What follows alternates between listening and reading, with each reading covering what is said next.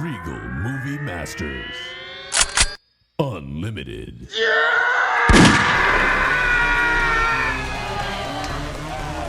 This is the Regal Movie Masters Unlimited podcast. We indiscriminately watch every goddamn movie that comes out at the local theaters. Your movie masters today are Justine. Hi. Brent. Hello. Dylan. What up? And I'm Colin. Today on the docket, we got a tentpole release, baby. We got a big one. It's Ant-Man, Quantumania. And then we're going to talk very briefly about Marlowe. And they brought a good movie back. They brought My Bloody Valentine into the theater. We're going to catch up on that. And going to get into some email combos at the end. It's a wild, free-wheeling world we're all living in. There's quantum zones. There's quantum realms. We're shrinking down. We're getting big. Listen, there's a lot to discuss. I'll be real. I watched this Ant-Man movie.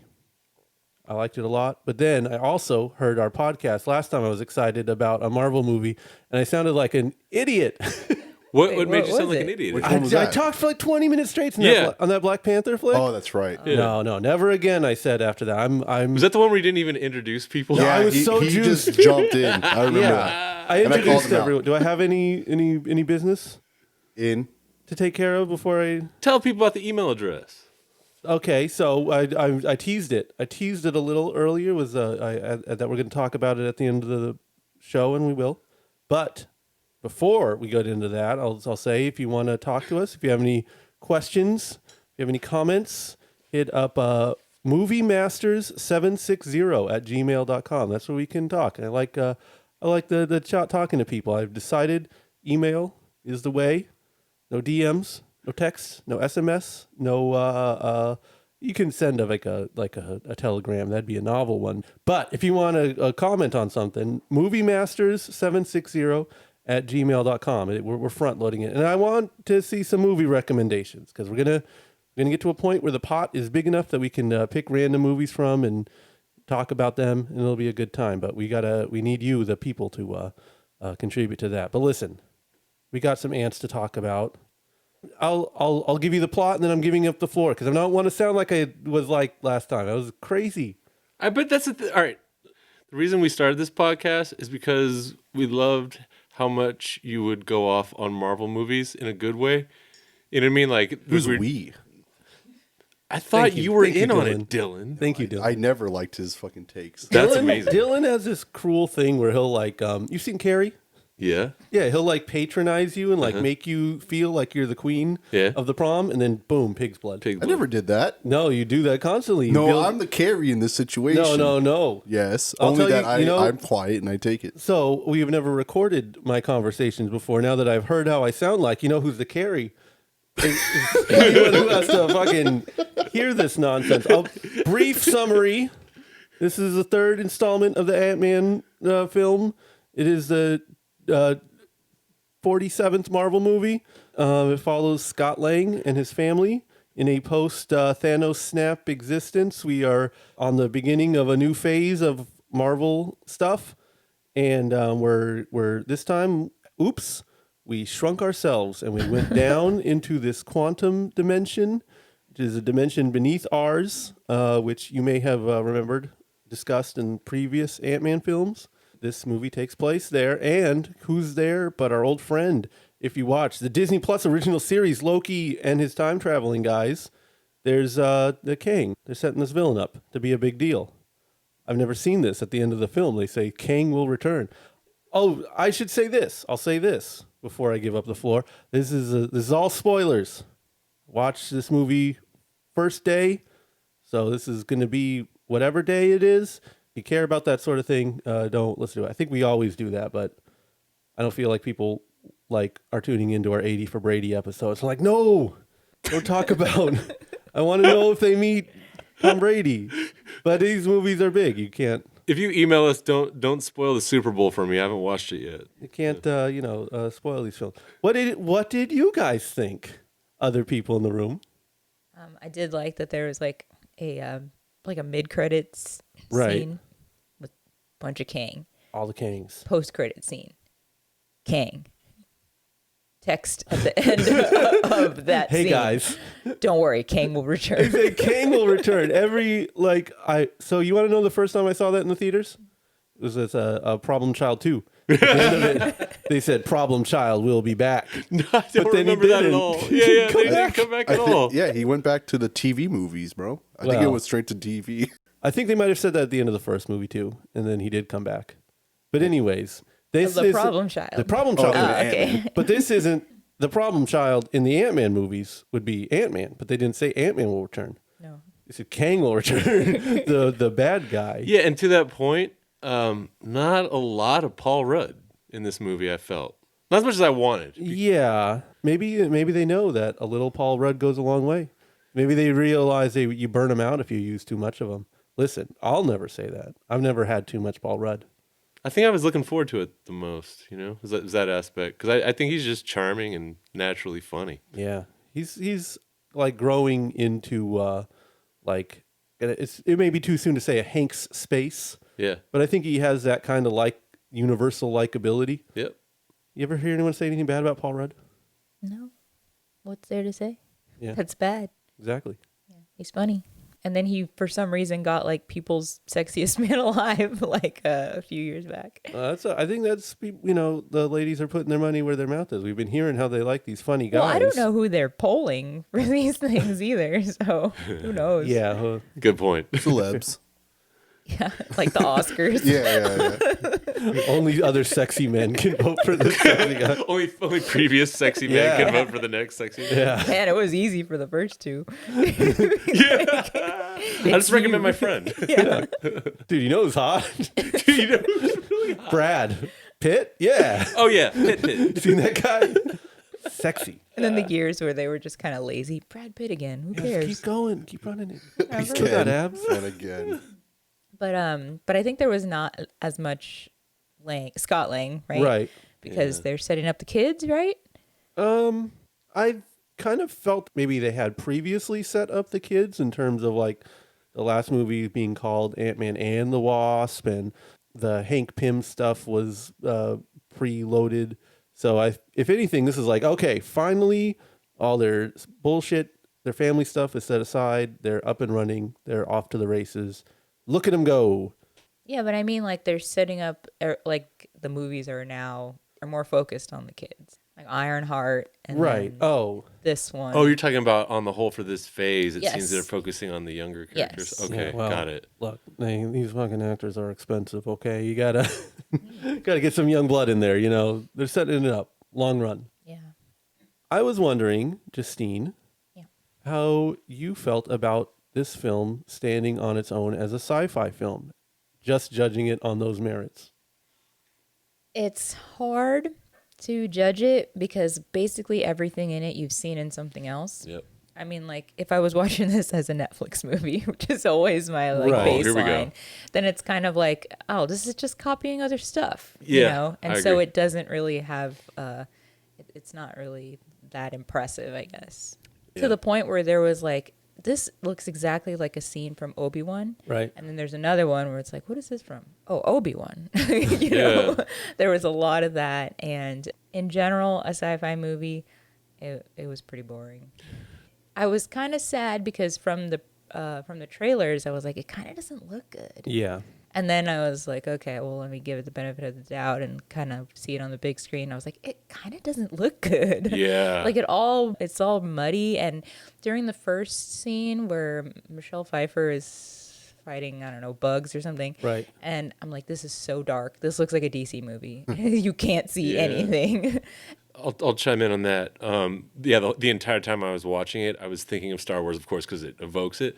But I was also thinking that in Star Wars, I'm able to get more immersed because I think there are more practical characters and less CG than was in this movie. And while I was watching, I could just see Paul Rudd running around on a green screen. You know what I mean? Because everything else didn't Yeah. match him. Like when they're like, we're so big and we're hugging. Right, It's like, right. you guys are just standing there. Yeah. There's Big nothing ol' even to empty like space. suggest their scale. Yeah, but even when they're running, like it's just like it could be like it could even if it's like rear projection, it wasn't at the same resolution or the same. The lighting wasn't exactly where it needed to be. It was really distracting for me. When they were running, it looked like 4th of July sparklers, Yeah. like going off on the ground. Yeah. Oh, I was just reacting to what you said. I didn't know what you meant. I was Yeah. like, they look like sparklers? Yeah. Yeah. And then I think because it was trying to do that Star Wars stuff so much, you didn't actually get a feel for like it being an alien world. Right. Yeah. It's like, look, they're in this cantina. You know, But it's there's- all a green screen kind of smear, or it's Yeah. more a Yep. pastiche. and of you're the other not things. really, you don't see what they're doing. It's just like, look at these. There's a bunch of like weird looking things. It's like, well, I know you're not very confident in how weird they're looking because you're just breezing right past Right, them. right. And that's like a sci-fi thing that you can appreciate. Is like you feel like you're immersed in this world, and you don't really get that wow factor or whatever. I legit don't know what Bill Murray was doing. You know, Right. Oh, he was making a cameo. yes, that's right. Well, that's yeah. what he was doing. Remember Jeff Goldblum in Thor 3? We got a Jeff Goldblum. You know this guy. He was in movies in the 80s, and now he's here. They also brought him and Kang in to cuck Michael Douglas, so Michael Douglas, I thought was fine. Yeah. In this, he He- had like some funny parts too. Now, he was doing some less is more action, Yeah. for sure. I mean, it's like whoever wrote it, like I feel like they just looked at like what Disney owns and they're like, oh, Tron, we can make this grid and put all these people on it, and we'll call it, not the multiverse, we'll call it the quantum realm. And then they looked at Strange World, like, hey, let's put Splat in there too, and then let's look at Star Wars. Yeah, let's make it a Star Wars movie. And when MODOK dies, let's make it exactly like when Anakin Skywalker dies. Like just even visually, it was wild. I don't know. Colin, tell us why you loved it. Well, visually, like I think they were doing a contrast with like the real dark murkiness originally with to give you the super bright, sunshiny Paul Rudd's cheery face walking down the street, blue Okay. sky thing. But then they stopped going to the surface, so it was all murk Yeah. and mire. I definitely didn't enjoy the visual aspect at this point. Like, I don't know. I feel like I've given up on pushing the dream of practical effects, especially in movies like this. Like, there's just some sort of acceptance you have to take. I mean, it doesn't mean that it looks good, though. And I think if we're just going apples to apples, like, yeah, the Jeff Goldblum world in Thor 3 was a lot cooler looking than this and more visually engaging and immersive and all that. Yeah. Maybe it's because there was less time spent. We spent a lot of time in this quantum realm. Time on random different things though. Yeah. Like Jeff Goldblum's world is like, here's the outside where it's junk and stuff, and then here's the inside where it's, I don't know, like a resort or something like that. Right. But then Yeah. they spend time in the world, not just like passing by it. There was too much. Like you were saying, a less and more with Michael Douglas. It was not a less is more situation with the visuals. It's a real tricky move to try to cram a bunch of lore really quick. And I kind of respect movies for the most part where you're just thrown in the middle and you're like, there's a conflict. We don't need to spend time talking about the decades of the conflict. Like Army of Darkness, like the third Evil Dead movie. Like, you are thrown in the middle of this conflict of this world. Ash is kind of your avatar through it, and you're in this medieval world. You don't know anything about the background, and you sort of figure it out as it goes along. But that's a pretty established storyline, castles and dragons and spells and shit, and it's a pretty easy conflict. So I think you can go that route with something that's real streamlined. Whereas with this world, I think they did build a lot of lore into it without. It's like it's a double-edged sword, because either you spend like a whole lot of time being like, in the before time, we were there, here and there was peace among the Gorgomons and the fledglings, and then the dark times came, and so you could have to do that sequence, Yeah. which is tiresome. Or you're just like, fucking, it's like a Star Wars. You know what Star Wars is like that. It's like that. I mean, Dylan, why don't you be the proverbial ray of sunshine in this murky naysayer realm? It's too dark. I couldn't hear anything. This movie, like, I don't like the acting. I didn't like the plot itself. He's just going playing. to keep you on your toes, folks. I'm just kidding. Listen, About half of that you are. no. Well, so when it starts dark and blue lights kind of appear, and then all of a sudden the movie starts. I feel like it's not the movie's fault. I was telling Brent when we were walking into the studio that I feel like the theater we were watching it in, the brightness wasn't bright, and it wasn't loud enough either. Like, I kind of got used to it being dark and, like, kind of blurry. Right. That's just me getting used to it, but I can see why, like, if our screening was like everyone else's screening that saw it, it was, like, really dark. It was really dark, I will admit. Yeah. There's some shots where, like, I couldn't even tell what was happening. I'm glad you said that, and I'm also glad I saw other movies this week because I was worried watching. I was like, did I lose some eyesight overnight? You know what I mean? Because like I'd set from approximately the same distance watching other movies this week, and I could see everything perfectly fine. But yeah, this was like it was like troubling. I was like trying to adjust. I was like, oh my god, do I need to go get LASIK? What's happening? But I think it's the theaters. That was the theater problem. Calibration. Even like showing off MODOK or Kang, like there's lights coming off of them. It wasn't that bright. And I couldn't really tell what was happening. Like I couldn't see it. Yeah. But that being said, didn't mind the movie. I liked it a lot. Paul Rudd's funny. What's his Michael Douglas is great. King was badass. He's screaming and stuff.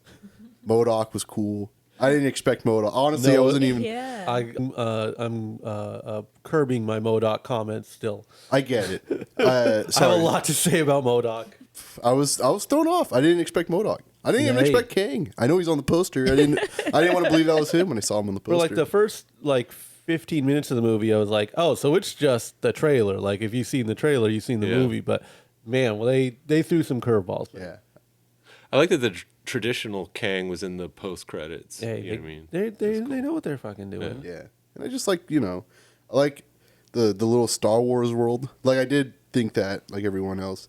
I noticed there was some practical people, but then a lot of it's like animated, obviously, Right. CG'd. It kind of made me wish, and like, again, very Star Wars. They should have gotten the people that do like the practicals on Star Wars. Yeah, if Yeah. you're gonna make it like Star Wars, make it like Star Wars. Yeah. I Right. wouldn't mind like, I don't know how, I'm sure it's expensive, sure, but I don't know. It's MCU. It's just a weird Star Wars take with a Ant-Man MCU spin on it. It's cool though. I liked it a lot. I'll shit on it before I get the nice things I have to say about it. I'm not all shitting on it, but it did have kind of like a prequel Star Wars look. Yeah, it won't age well. Which was a lot of computer. Well, there's no aging. It doesn't look good now, so there's nothing to age. I mean, That's a good point. But I'm saying it'll look even crappier. yeah, I guess down the line. it's. I mean, if you want to be forgiving, you could say like, it's easy to do practical like sand monsters and shit on like Tatooine or Endor or one of those kind of environments that's closer to Earth. But if you're trying to make the quantum realm truly other, then you have to kind of green screen the whole thing. Because it's also, I don't know why we're on the Star Wars train so much, but because we watched a Star Wars movie. well, if you talk, if you think like Andor, where like it's mostly interiors and stuff, yeah. and I think that's a great way to do sci-fi in general, especially Yes. cheap sci-fi. That goes back to like 2001, where it's mostly inside. Yeah. But that works if it's like it's a future dystopian world where no one has names. You tell that, you use those kind of environments to tell that story. But I'm forgiving of the lacking effects just because it's such a big feat to try to show a whole world. I mean, watch fucking Avatar do it also ineffectively, I think, yeah. and if that is a movie that took 9 years to make, wait, more than 9 years, 13 years to make, all that money, blah, blah, blah. It's like, yeah, it doesn't surprise me that, a Marvel movie that has to hit a certain date and set up the next phase and blah, blah, blah, blah, blah, can't, it's like, okay, whatever, just fucking, how's the story? And I think the strength of the film to me, and I think the strength of all of these movies that I like, all of the comic book movies, I know they've become a weird windmill at which people like to tilt, where it's like, You say Marvel movie, and it's like, oh, I know you're gonna say you don't like it. You know, It's become that, yeah. and it's also synonymous with this complete franchisation. I don't know. It's like the heel of cinema or something. But at the same time, I think, yeah, if you are going to kind of, change movie culture, or at least, theater culture to the point where, yeah, like your big movies are Marvel movies and quote unquote comic book movies, then give me the spectacle. Right. I want the spectacle. I didn't feel like I got that, and, Jesse and I, we were looking at the credits, and it's just team after team of studios after studios for these visual effects and thousands of names. So I don't even know if it's like a cost benefit to go with CG in some of these cases when you could just get extremely talented visual effects people. Yeah, but I mean, again, it's not like we're talking about making a cool looking spaceship, and that's again apples to apples. You do models. Thor 3 had it easy because it's all inside of a place, and it's a junkyard zone, and it's, I don't know, it's difficult to do this shit. And again, we're at a point where we're talking about these movies as changing movie culture. That's fucking crazy. Like, I remember in the theater watching X-Men 1 and seeing them like make the scenes look like panels of a comic book. Yeah. And I was like, they fucking did it. Right. They like, this is, I don't even know if George W. Bush was president. This could have been like the George Bill Clinton. I wish it was George Clinton. Bill Clinton was like signing off and, hey, I had a great time, guys. You're welcome for the 90s. Here's one last go.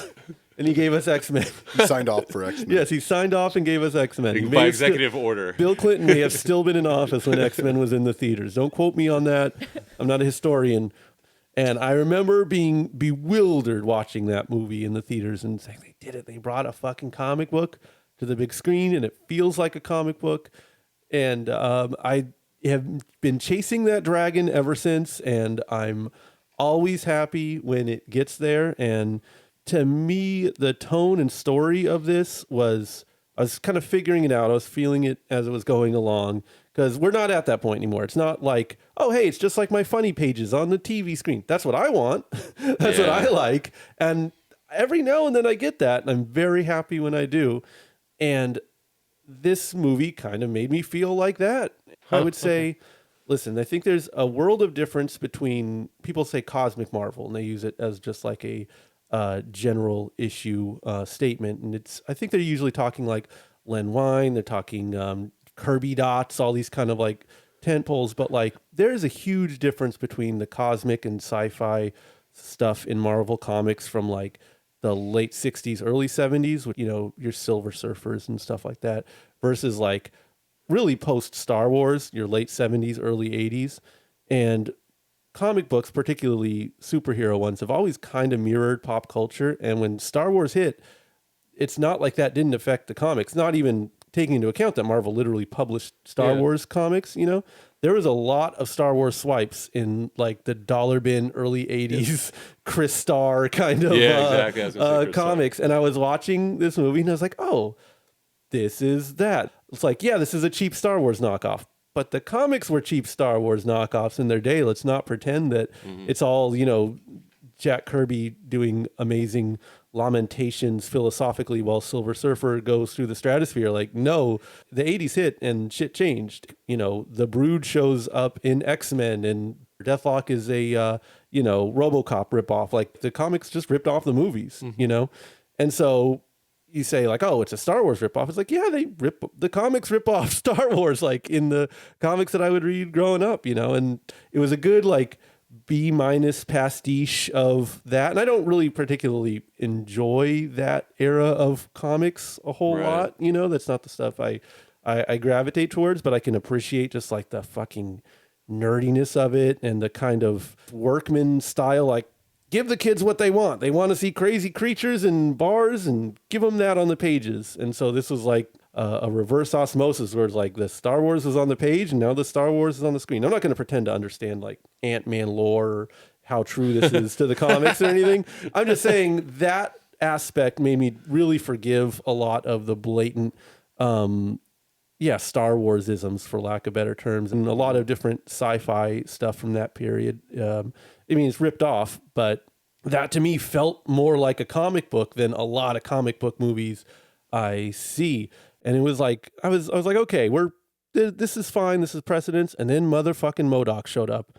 And I was like, okay, this is a B plus now. Now I'm fucking in. And they gave us a MODOK, and they gave us a dumb looking MODOK, because MODOK looks absurd on the page. And you're like, how are they going to translate that? They fucking don't. They just like Control C, Control V. This is it. This is what you want. This is your comic accurate MODOK. And we're going to give you Kang with a goddamn purple and green cape, and he's going to be floating around on discs. And I was like, this is what I want. This is why I go to see these movies. I want to experience that feeling of reading a comic book on screen. And it's, I read comics regularly, not a whole lot of superhero stuff lately, but like, I love this stuff. It's in my DNA. That's the only reason I care about these movies, is that they're based on comic books. And I'm just such a obsessive of the whole medium that it's like, when you give me weird shit like this, where it's like, yeah, remember that era that no one talks about of Marvel? It's not all Frank Miller and Watchmen, folks. There's some grimy dollar bin, jobber stuff getting cranked out. And this kind of was that. And there was a charm to it, for me at least. So if this kicked off the new phase, and it's established that Kang is going to run wild during this phase, so are we in a jobber phase? Not necessarily. And I think just like with, the 80s comics, there's Bill Sienkiewicz working on New Mutants, you can have great talent working on kind of dodgy titles and make something cool out of it. The stage is set. I also appreciate very much so that this movie understands that a superhero movie is kind of only as good as its villain. And you have to make an ominous villain, or a villain that has character, or a villain that is something more than just a smear of CGI. And it's like, obviously, backgrounds and the world and everything is pretty junky in looking in this, but like, you had two human beings with fists punching each other in the grand finale, versus whatever the fuck you watched in Black Adam, let's say, or, just 1,000 little CGI guys fighting like you had in the Black Panther movie. But Black Panther did have two people punching each other in the end. So I'm pro movies at the end when it's the bad guy versus the good guy. I want to see punches, and I want to see connecting hits that I can like follow.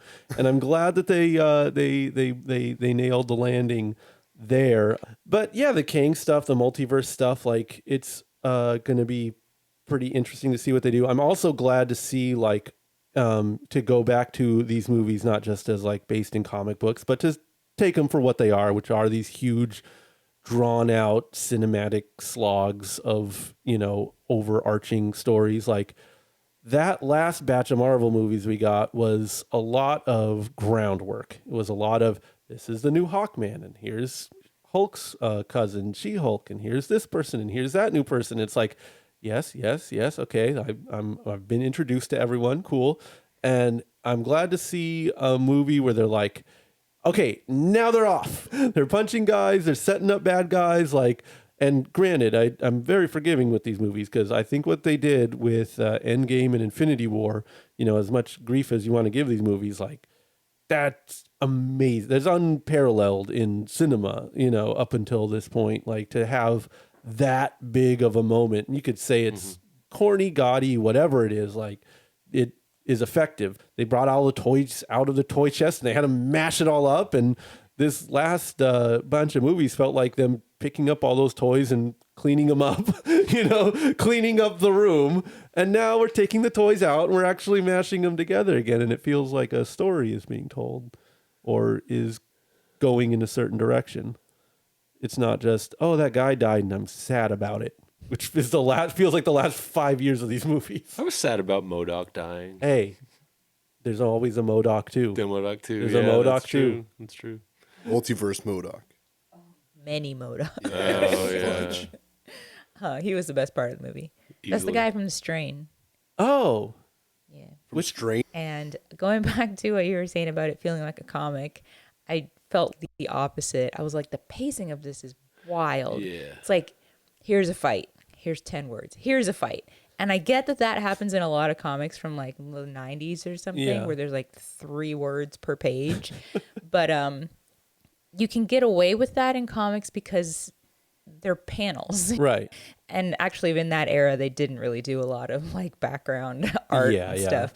But when there is, you have the time to like take it in.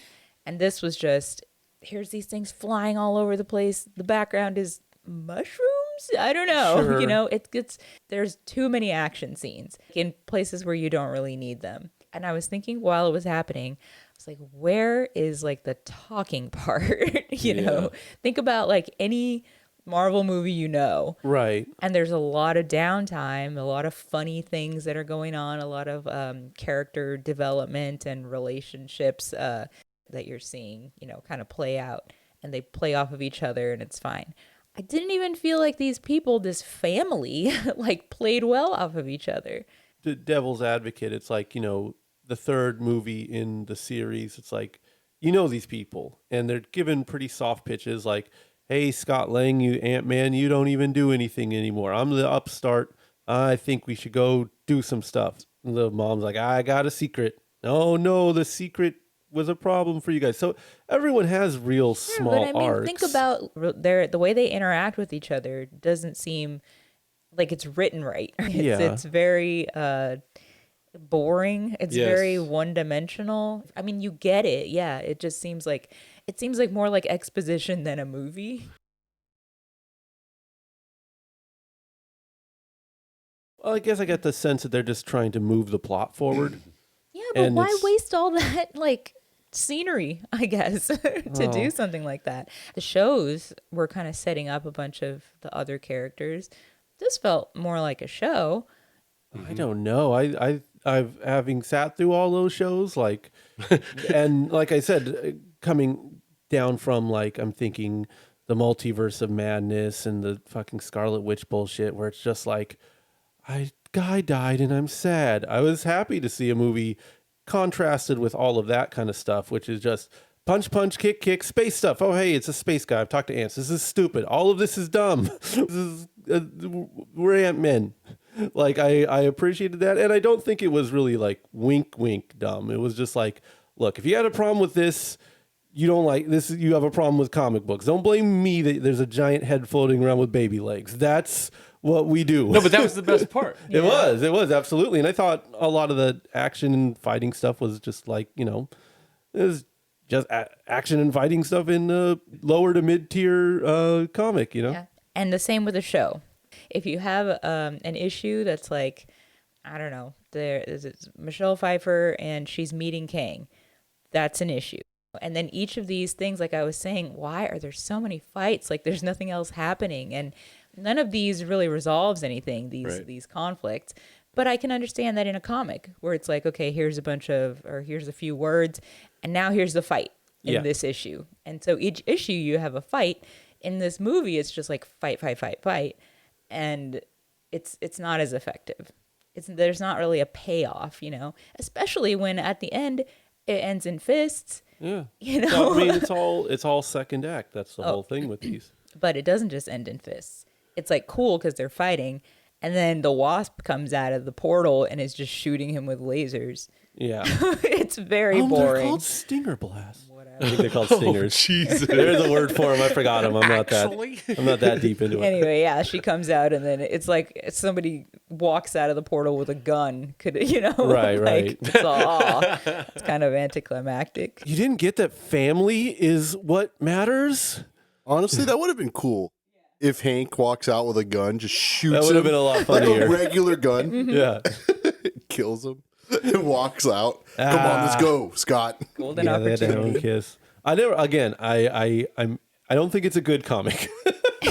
It is a bunch of bullshit you pull from the dollar bins, but that's I've seen them do a lot worse, and to me it was effective for me. I appreciated it.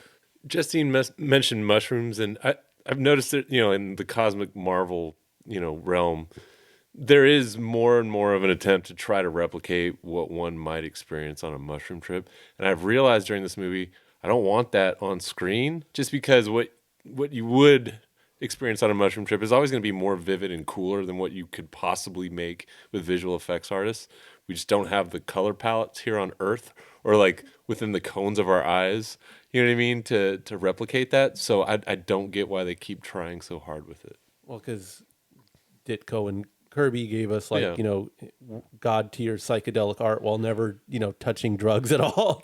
So I think they're just trying to. Yeah. But I think that's the thing is like I don't even think it reaches those levels. You know what I mean? Of like what was in the books. She was like, there's just something cool about it being like they have that 4-color separation. Yeah, of course. The dots Of and everything. course.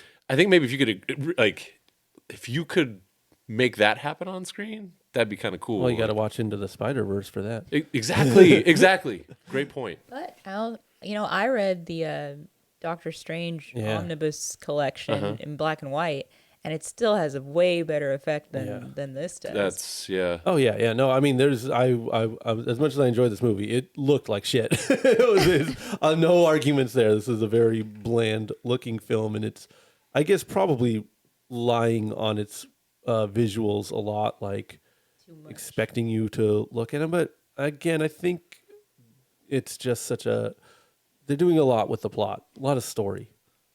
They're not doing enough story. They're putting too much, like you said, on the visuals, and they're not very good. Yeah, and it really feels like they didn't write. Like they didn't write. Yeah. They didn't spend enough time writing. I'm not talking about story like characters and stuff. It's just like there's a world, there's a king, we can't let him out.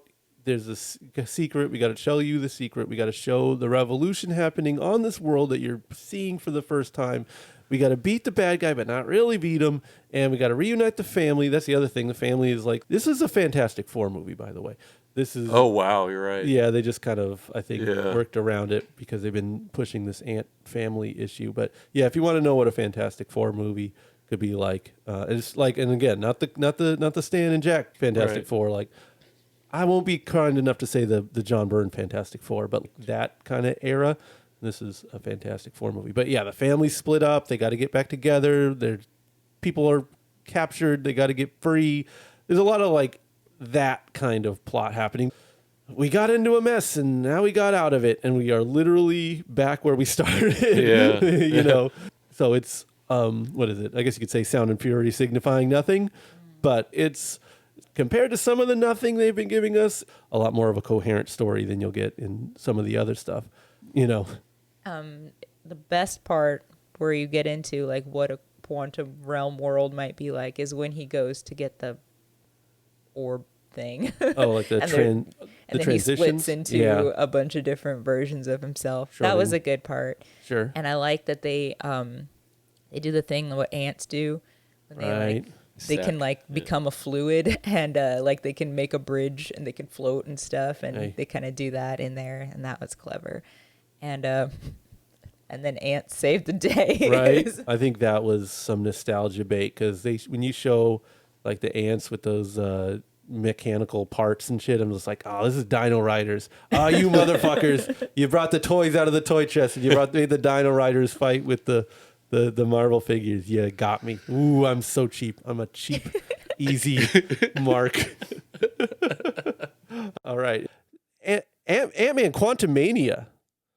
Is it a giant success or a small little failure? To me, it's a giant success. I enjoyed it. I'm pro Ant-Man. I still like these movies when they're not bad. I would qualify this as not bad. I'm a fan. Pro Ant-Man, me. Justine? It's not bad. I would say I don't think you got anything out of it more on the big screen than you would streaming because it's that like indistinguishable. Oh man, I wonder if they're making them more friendly for watching on a 4-year-old's tablet. Yes. Make you so sad. Yeah, they're like leaning away. I mean, Disney Plus, man. Yeah. They're the puppet master, just controlling them. That'd be sad. But have these movies ever looked good? No. Yeah, but They look better. I don't know. The first Ant-Man looked good. I mean, Yeah. Oh, yeah. Good point. did it? yeah, and then he's like running through circuits and stuff. Yeah, and then like there's a scene where It he's looked fighting. considerably better. Oh yeah, during with the Cure song. Yeah. Yeah. Well, Playing again, song. smaller tale to tell. I mean, Iron Man looked good, but it was the first 30s in a cave. They could have said it in literally any setting. They didn't Yeah. have to do all that crazy stuff. Nobody knows what the quantum realm looks Yeah. like. They could have done it really cool. It could have been like a bunch of clear stuff, and then just little like electrical pulses every now and then or something. Yeah, I guess I just never look to these movies to look good. Does that make sense? I thought that was their whole What? deal. No, You're crazy. I want to see my toys fight on the screen. I'm a simple man. Oh my god. But Jonathan Majors is good. He's always good, and he got to box at the end, which is cool because he's gonna box Michael B. Jordan, the Marvel family. Oh, Oh yeah. He's coming, he's going to be back. They assured us. So don't worry. Many of him. Yes. after he wins Yeah. over Creed. So I can't, man. I'm exhausted and tired of these movies. This is the beginning of a phase. I will honor my contract to the Regal Movie Masters Unlimited podcast and watch them, but this one broke me. Like I there's parts I thought were funny. Love MODOK, but I feel like I've seen these a million times, and I'm getting exhausted from it. You've only seen it 47 times, Good point. apparently. So No, well, yeah, I wanted to hear. you're like, I want to hear Colin talk. And I wanna record it. Yeah, and even though like I disagree with a lot of his points, I love hearing him talk about these movies, and I love that he loves them. In this case, I disagree. I was bored during this, so I'm still in. 'Cause I'm still in when they're good. They're often not good. I like anymore. seeing my friends happy. Dylan, I don't know if you've ever experienced that, but anyway, how did you feel, Dylan? I liked it. Oh, no kidding. That was well shot. The actor's really good. I am a Marvel MCU X some of the comics sometimes fan. I don't think I dislike any Marvel movie. There's some I don't care for, but it's not like I have a hate, like a strong hate, or any sort of dislike.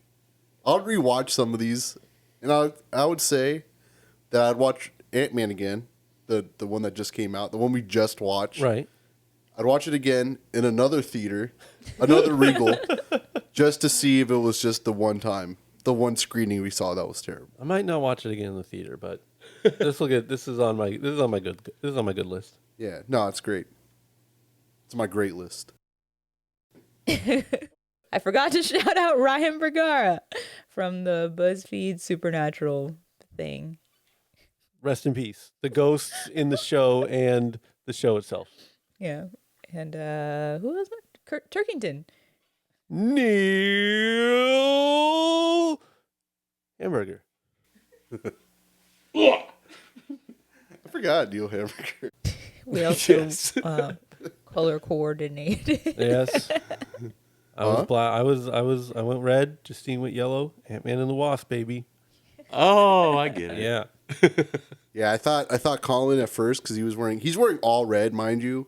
Like he His was head wearing a to red. toe. He's wearing a red jacket, red No. Adidas. No. I thought it was a Thriller tribute. Oh was no, I like, thought he was like, I thought he was just dressing up like Santa, and I was like, "What up, blood?" And he didn't get it, and I was like, "Okay, fair enough." And then I realized, oh, he's Ant-Man, but no one would know what he was doing. What's the next Marvel movie? Kang.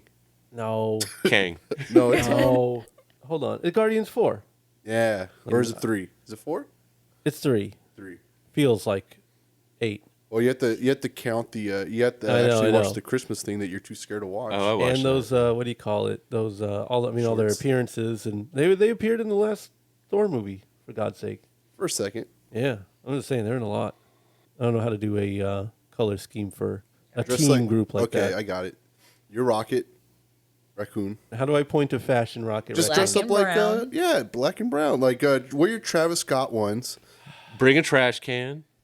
No, you don't have to do that. Oh yeah, there's already trash cans in Your there. Just bring brown up to your corduroy seat. jacket that I've seen you wear, and the your black pants. All right, that's a good point. And then You Justine, nailed you could it. be you like Groot. I don't know which one would you be. Oh, what's the You're blue also one? dressed in brown. Nebula. You're Nebula. Nebula. Yeah, so you're wearing blue and black, silver, gray. I need like a whole I don't know new what her wardrobe fit. for I just know these what she looks like. things. I'll be, of course, Drax. I'll just be Filipino, Shirtless. shirtless, red, gray. Draw on yourself. We have tattoos that can count. Yeah, I have some tats. Cover up the Manny Pacquiao tattoo. You can be the collector, Brent. The collector. Uh, Kang. that's- Bring a bunch of bullshit with you. Yeah. You have white hair. Yeah. Or just Star-Lord, you just wear like a trench, a Oh, I duster. can't do that. I'm gonna go duster. as Howard the Duck. Ooh, suit. Good And one. a A little cigar. mini prophylactic. Yeah. We also watched Marlowe. Oof. That's a movie that's Loved out. Look, it's Liam Neeson.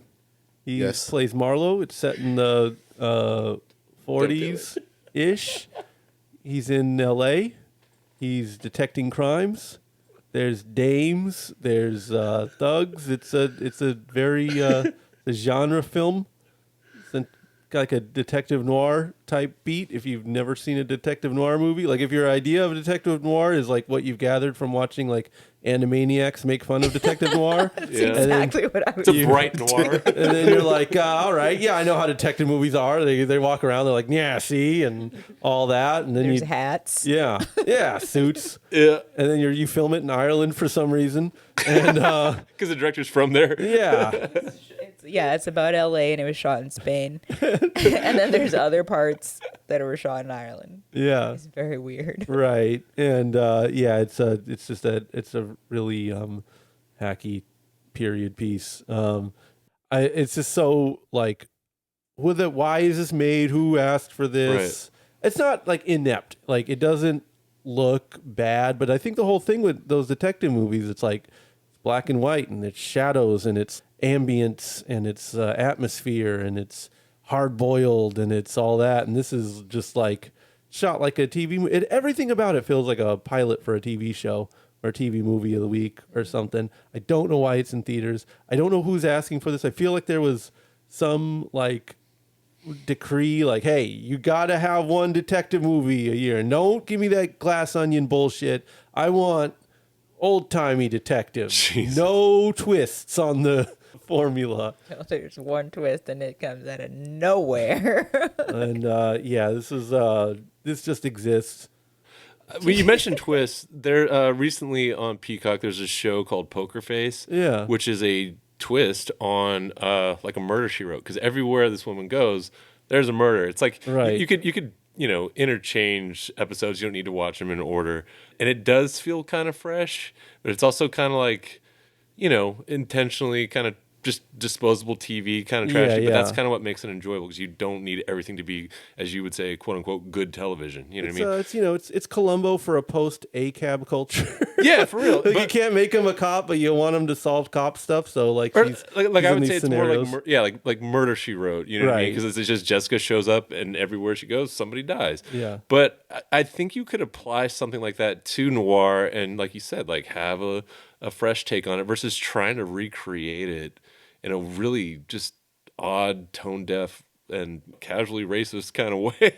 Well, I think you do it by having like a detective that's like has a character and personality. Yeah. And you do that by having the detective's character or personality be different than every other character this All right, detective yeah, is okay. interacting with.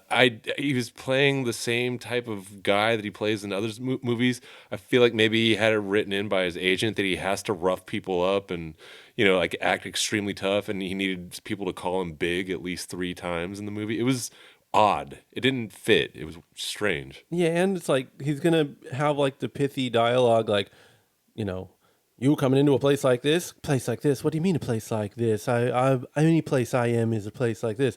Oh, so you're a place, that kind of like ba ba ba ba ba ba dialogue. But then he's also just gonna like punch people, like regular shoot with Yeah. normal guns. So it's like are we intellectual or are we like tough guys? I don't know. This is just I'm not gonna pile on. Also, I'll say this too. If you were embroiled in race controversy within the last few years, maybe don't take a role where you got, I don't know, Nazi flags behind you and, there's people like just dropping epithets, in parts of the movies. Because There was 3 groups and 2 of them walked out. Yeah. We have to watch the entire movie. I guess we don't have to, but we opt to. But yeah, everybody else walked out at different points, and Justine observed that the second couple that walked out were Hispanic, and it was timed after the casual dropping of slurs. It was really weird because it's like it doesn't really immerse you in like a 40s feel. Right. It feels like someone's making a movie about the 40s. Yeah. Right. And so it's like that was unnecessary. Yeah. And he doesn't say anything. No. It's just like random people that he's talking to that kind of throw it around, and it's like that could have done without it, you know. I was also thinking, I was trying to remember parts that were at night. Right. There's like the one part where it's raining. That's the trope, you know, like Yeah, it's yeah. raining and it's night. But for a noir film, Yeah. very It's not- bright. Yeah, not really gritty or No. grimy or anything. And since we were talking about Columbo is very much more noir. Like, Oh, yeah. there's him and he's like a quirky, you know. Yeah. And then there's like Never a bunch throws of a punch, basically. No, and he hates guns. Yes, refuses to carry them. Is pressured by the police to carry a gun. Yeah. Never touches one. But you know, he meets all these people that are like trying to be smarter than him, and he plays like he's dumb, working man, you know. And then he comes across these people who talk more like people in this movie do, but it's meant to distinguish them from the Columbo type. Yeah, yeah. And this doesn't do that because the Liam Neeson character doesn't really have a personality. Yeah. And then the other characters they're all across the board are just kind of mean. You know, Yeah. that's the only difference between him and the other people is they're kind of mean. And you don't know whose motivation is what. And then people die. The end. Yeah. It didn't do anything to get you really invested in what was being solved or any of the players involved. Oh, yeah, that's one of my favorite things. He didn't do anything. Oh, Right. yeah. He does nothing. I think he stops. He relays a message to someone Yes. who would have had to just talk to that person Yeah. if he didn't do that. They could have called on the phone or something. Yeah, I mean, he shoots some people, but they're not really significant to the story involved.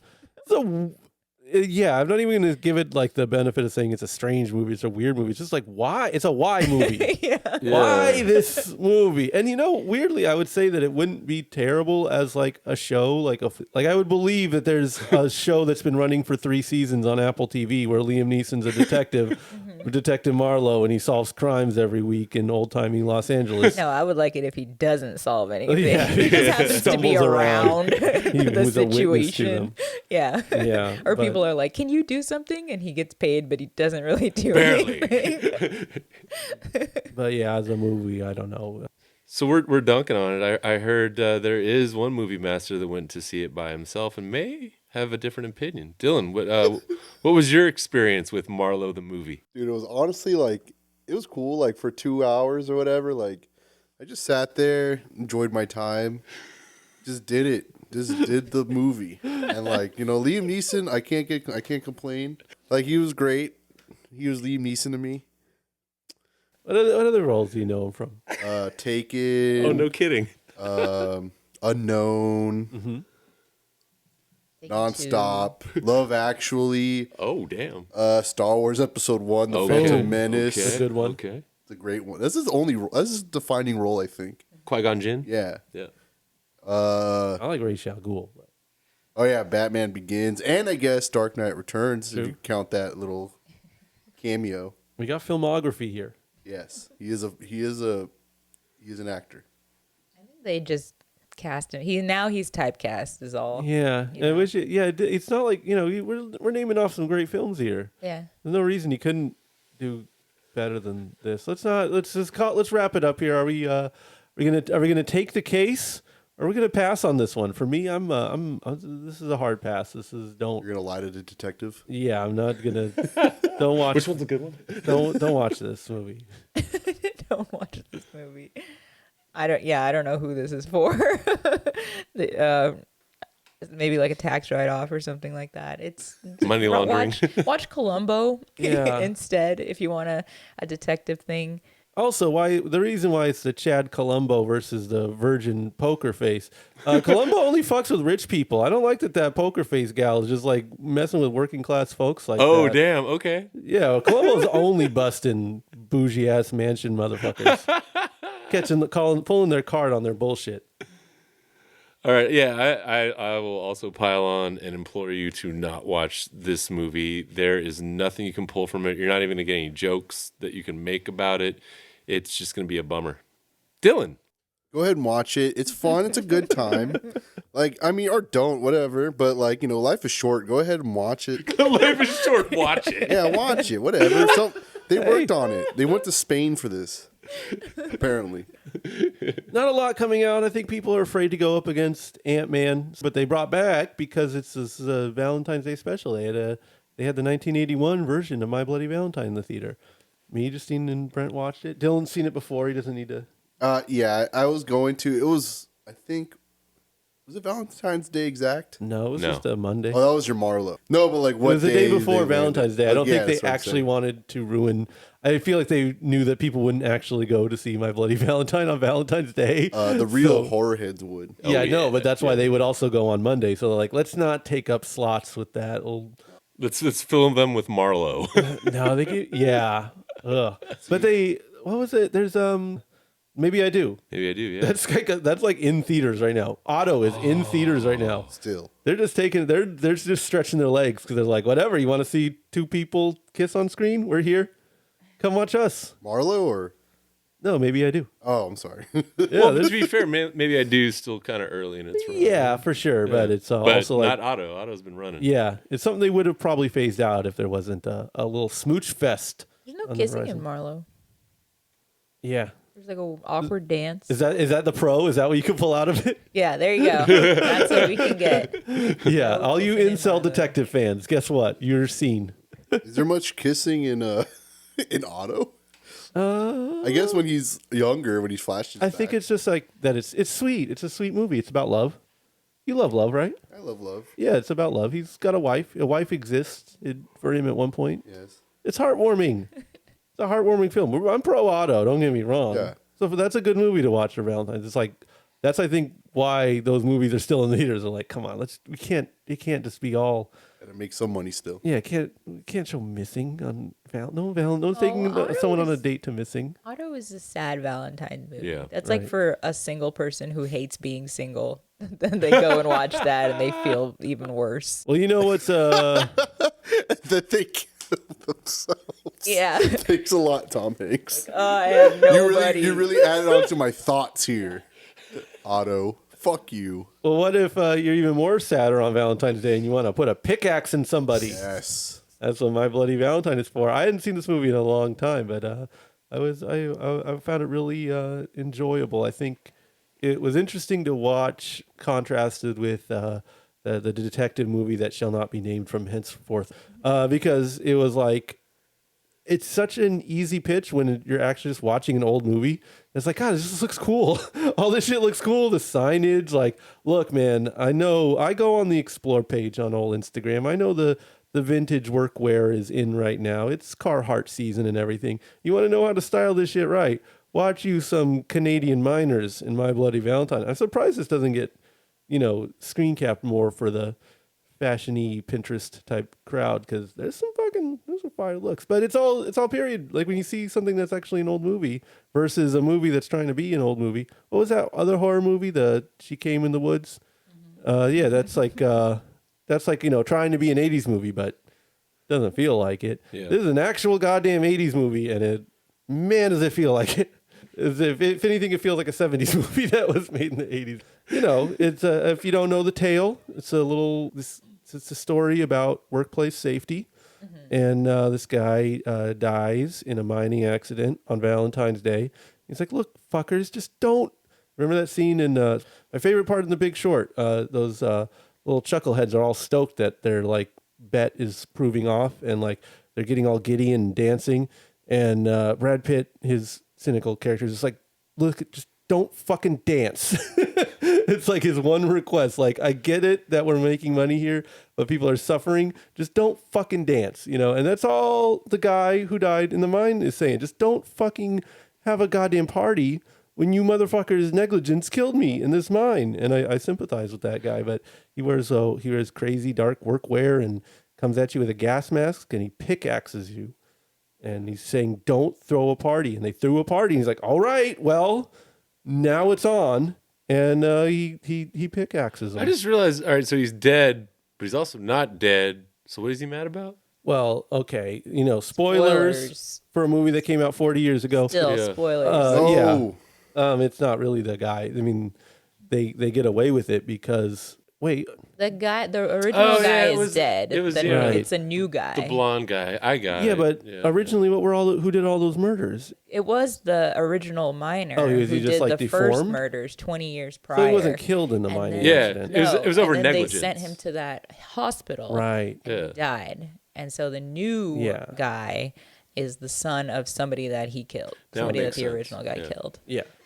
Either way, he's just asking for a little respect, but it turns out it's not him. It's a different guy, but that's not really the point. The point is there's a fucking guy with a goddamn gas mask, pickaxing people, ripping out their hearts, putting them in Valentine's Day, giving them to cops, freaking them out, playing little pranks. Smashing light bulbs. Oh, just tough, menacing looking slasher guy. Really light on the slashing, not really a gory film. Not a blood feast or anything, but still I thought like really effective. As far as a movie that's like, playing to slasher conventions and everything before those conventions became the conventions. It's like, oh yeah, you actually were telling a story. It's not a bunch of teenagers in the woods getting hacked up. I also liked that it was grown-ups getting hacked up. Tough, roughneck motherfuckers. Worker bees. Just a random middle-aged laundromat owner. That makes them tougher than, I think. That makes the slasher, the guy who's doing all the killing, look tougher. You could kill a fucking teenager. That's easy. You're 6'8". You got a hockey mask and a machete. Yeah, this is not a fight. But go up against some tough, some Manitoba motherfucker. Put him up against that. That's a fight. That makes the slasher look tougher when he's killing off other adults and I guess really old people too. But that's just the appetizer. I like that it's kind of silly. I'm going to put hearts in these chocolate boxes. I'm going to deliver them or just drop them off. And it doesn't mean that you're going to die. No. It's not like, oh no, he knows where I am or something. It just means that he killed somebody. Yeah, he killed someone and there's their heart. Like, hey, remember when I said don't fucking do this dance? Don't fucking have a party on goddamn Valentine's Day, you fuckers. I like the aspect that he doesn't want anyone to celebrate Valentine's Day. Because, I guess nobody went to go save him because everyone wasn't paying attention because they were at the Valentine's Day dance. It's like this huge thing in this town called Valentine something or other. Valentine's Bluff. Yeah. So Valentine's Day is like their thing. And it's like the mean one. And I loved that. Where it's like, don't you write about, don't you put a heart sticker on that. Don't say Valentine, kill him. Oh my God, you're absolutely 100% correct. I love it. It's great. Wow. Great call. There's a part where he kills the lady in the laundromat, and she's been way over decorating the entire town. But there's like cardboard hearts taped to the each of the like washing machines and stuff, and he takes the time to flip them upside down. Yeah. So they're like Hater. spade looking Yes. instead of like hearts. It's like he really took all that time. He didn't like tear them down. He turned them upside down. That's right. I don't know why I look at movies like this now, maybe just because I've seen a lot of them, but like I try to look at the deeper meanings for them there. And I was like, there's like a lot of attention paid to the hierarchies in this town. There's the mayor over the cop, over the workers, over the men, over the women. Like everyone is like the very rigid, small mining town community. And like these structures are very in place, and it's like that slasher guy is kind of the one who is going against those structures. He's not accepting the place in that hierarchy. He's cutting across the lines, and like I don't know what that says really about like society, maybe that we live in it, I don't know, but I don't know, it's interesting even a movie like this where it's like pretty dismissible. It's like there's still something beneath the surface being told, or at least I think that's what distinguishes the movies of quality versus the real schlock, which is like, yeah, there is something at the core of this. I don't know how to articulate it really, but I do think there is either accidentally or otherwise something to be said underneath this, and I really appreciated that. You know what's messed up though? What's up? he's killing minors. Yeah, I was gonna say he killed the blue collar people. Like, So I don't they know what all I don't know what statement he's They making. even work with him Yeah. in the mine. Right. Yeah. He's killing He's them. killing coworkers. Yeah, it's kind of Yeah. sad. Yeah, but I mean, this is the actual killer guy. Whether it's the idea of the killer versus the actual killer, it's a kid who was traumatized by this event. It's this childhood trauma lashing out, and yeah, it's ultimately just like demanding respect in a culture where your respect that's going to be owed to you is sort of just understood and established. But he was a supervisor in the mine. You know what I mean? Like he had power, he had respect. Yeah, but when you had friends. when you traumatize a kid, ultimately again through workplace negligence, because he saw someone get killed, it's a generational thing, So it's like when you fuck up a kid, guess what? The chickens are gonna come home to roost. Don't have a fucking dance. That's it. It's like Any other day. Footloose. Don't dance. Have a day after. He's not killing people during Christmas or Halloween. This is one day to honor his fucking trauma. So one kid should be able to hold an entire town hostage. That's just the thing. Don't fucking disrespect him. Okay. Clearly. Maybe he'll be back at some point. I don't know what the timeline is because, like, the opening scene, he kills someone, and that's the first heart that he sends to the mayor. Yeah, just some lady. And then they had Yeah. to confirm that it was a heart with a medical expert. So cool. Yeah, he's like holding it in You one got a heart hand, in one gloved hand. Ew, and then there's a heart in a hot dog water. Yeah. It's disgusting. Yeah. But yeah, he was already killing people before the dance. Well, he knew the dance was coming. Yeah, but he could He have was killed like, them during warning. the dance. Could be like, because they did it. Look, I just want to be ethical in my reporting here. Like, I don't believe that pickaxing people is a healthy way to work out these issues that you have. But I guess the moral is like, you never know. So You could unleash the psycho killer. So don't party in the first place, because that's all. That was the crime in the first place. People partied and they weren't paying attention. People partied on one day. That guy's cool with partying 364 days a year. Just don't do it on the anniversary of a horrific mining No, but I'm death. saying the original incident. It wasn't like anybody killed him per se. They were just negligent. Yeah, well, it's not revenge. It's just asking for respect. Respect this day. I was killed on this day. Fuckers. but I mean, he wasn't. No. But I the was. kid was, his innocence was. Oh. We don't even know that didn't happen on Valentine's Day. It just happened someday. It's a better fucking story if it does. Okay, but so I was wondering what the timeline was because you were talking about like getting respect or something, and there's that whole part of him and the main guy fighting over the girl, Right. And so I was like, does he start that when he feels like he's not getting respected, or he feels like that guy is coming in and like dethroning him as like the cool guy, Yeah. the leader, But no, and it then happens that's a when little the before murders start. Yeah, I think it's before that. Yeah. I'm not really sure though because that guy comes back and they've already established that like he's back, Right. and he's already working with them again. So this could have been the straw that broke the camel's back. Sure. Either way, it's a cool movie. Yeah, And right. It's mostly people running away,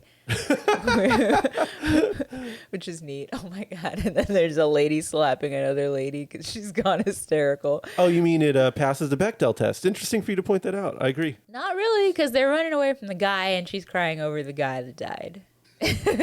But no, later on though, not after she slaps her, when they're running up the ladder though, they talk. They talk. They talk and they have names. They might talk about getting chased by the guy, but still. They're like, keep going. I'm scared of heights. Yeah, see? that was one of my favorite parts too. It's like, I'm afraid of heights. Like, you're underground. Like, Wow. like Yeah, in you're not even at the theory, surface yet. yeah, you are as low as you could be. 2,000 feet under the ground. You're afraid of heights. Yeah. Still, you gotta take whatever wins you can in these movies, Maybe it's in reference to the quantum realm. She's high up on the quantum realm, a little bit above it. Oh, yeah, I didn't think we would vamp this much on My Bloody Valentine, but here we are. So, will you be my Valentine? I'll say yes. It's a good movie, but you probably already know that because it came out a long time ago. There wasn't much movies that came out this week. Leave me alone. Justine, what do you think? Leave me alone. Yeah, watch it. Valentine's Day, any other day, just make sure your candy is shrink wrapped. Dang. That's how you know. Oh, I'm sorry to interrupt. I just wanted to say that I respected the hell out of the jump scares in this movie. And if you want to know see like a stark contrast between jump scares then and jump scares now, like there's startling events, but they don't like crank the noise cues. Yeah. And it's like, there's fake outs and stuff. Yeah. They don't draw a whole lot of attention to it. It's not like, this is a jump scare. It's just like, oh shit, is that the guy? Oh, it isn't the guy. Cool. I get it. Lady in the darkness, eerie feeling in the air, and then just a random sound happens and it technically counts as a startle. But it's hacky. And this, if you want to know how to do them, I don't know about right, but not be hacky at least. There's a good lesson in that. Nice little reissue. I'm glad that they put it on the big screen. I don't think I've ever seen that movie on the big screen, so it was nice to go in and do that. Got a little messy at the end, but what do you expect? It's a slasher. Enjoyed it a lot. Very sad that Hollis was killed in the movie. It's easily my favorite character in a lot of regards. That guy wanted to be the next John Candy. I Yeah, didn't John get Candy that. energy, I didn't get that at all. I thought he was a big lot party more, animal. I thought he was a lot more dimensional. He cared for people. I think that's what made it sad when he died. And I felt like he was really looking out for everybody. Like he was kind of the antithesis of the negligence that drove the madness. No, and then he was like, we shouldn't go down in the mine, you girls who have no business in the mine. Girls aren't allowed in the mine. Yeah. Come on. All right. Yeah, He's an old softy. he's a softie. That's all he is. I'm not even gonna they go in there with suits and gas masks, and they don't even wear like hard hats or Right. anything. They're wearing Look. like dresses and sandals. Yeah. It's a movie. He's negligent. He isn't not. I'll say that much. But he's got a good heart. Yeah, this is actually I like that they got like roughneck worker guys like this, and they weren't just all yeehaw, let's string them up, boys. Like he's just like, yeah, whatever. Have some drinks in us. Have a good time. What a great movie. We got emails. I'm not naming names because I have no consent for naming, but I'll read off the recommendations. And again, we're putting these in a pot. We're pulling them out at some point when the pot gets big enough. So keep the recommendations coming. A listener is recommending Anna and the Apocalypse. And I like this person. They shout out Canopy as a streaming service. And let me tell you, get yourself a library card and get yourself Canopy. It's a really good streaming service, and it's free, and it's from your library. Not all libraries are contracted with Canopy, but a lot of them are.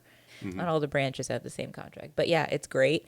It's mostly smart movies and documentaries. It's like something that you can learn from or study from, so you'll find stuff you might find Criterion stuff would be on there. And yeah, free. It's very highbrow and also very, very lowbrow. Like, it's the best library I know of any streaming service for like sleazy Euro 70s movies, Mario Bava kind of stuff, like Gene Rollin, all those kind of movies. Like Jess Franco and all yes. that? Yeah. Like a lot of that. Okay. It's weird. And I was, when October comes around and I'm looking for horror stuff, they always have the best selection and they're free. And it's like, it's my kind of, the dumb, smart movies. Foreign films. Yeah, they're very dumb and very smart. They don't have like, You, Me, and Irene. Like the middle ground kind of movies. Canopy isn't for you. You want actual galaxy brain, and you want like gutter level swill. I'm gonna go ahead and I'll back. put this out there. If like to give extra credit to people that email from a desktop computer, I'll say this: if you can email movie suggestions from a library desktop computer, that's gonna weight your suggestions by 5. We will actually put your suggestion in the hat 5 times. Funny you should say that. Okay. This listener does say that this was written from a desktop computing machine. And listen, Good. I'm not saying it has to be, but It you're should sending be. an email, a classic 1998 style email. Why not hop on the old desktop and Movie Masters 760. Movie Masters 760 at gmail.com. Dylan, you ever heard of that flick? And on the Apocalypse? No. Okay. Well, then that's a good one for our pot. Also got a recommendation. Someone picked this up from when I was talking about movies I don't know a whole lot about. I was talking about Bollywood films, and this person says Push Paw the Rise, and part 2, Push Paw the Rule. Those are bangers. They're in the pot, baby. Let's go. Also, we're discussing some Eddie Murphy films last time around, and as this person brings up The Golden Child, specifically for Brent. What's the line? I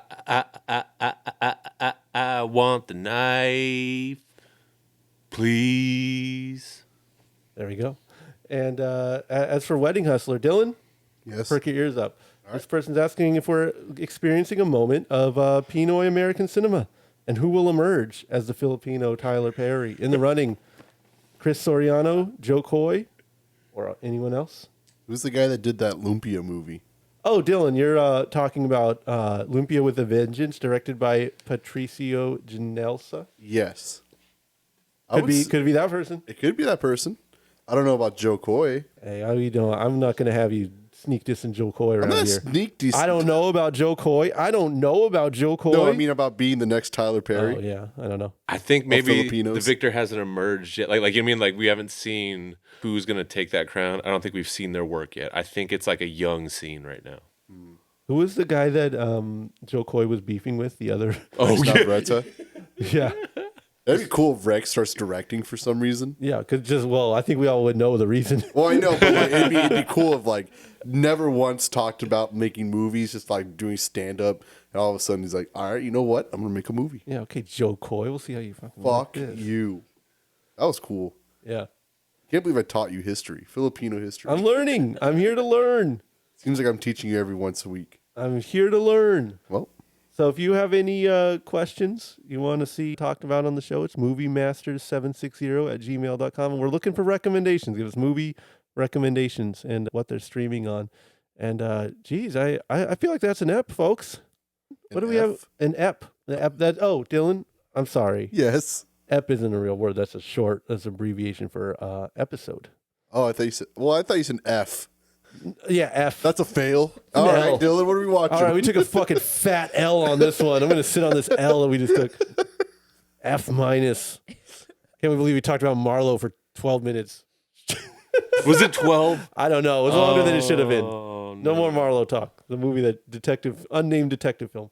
Dylan, what's coming up? Unlimited.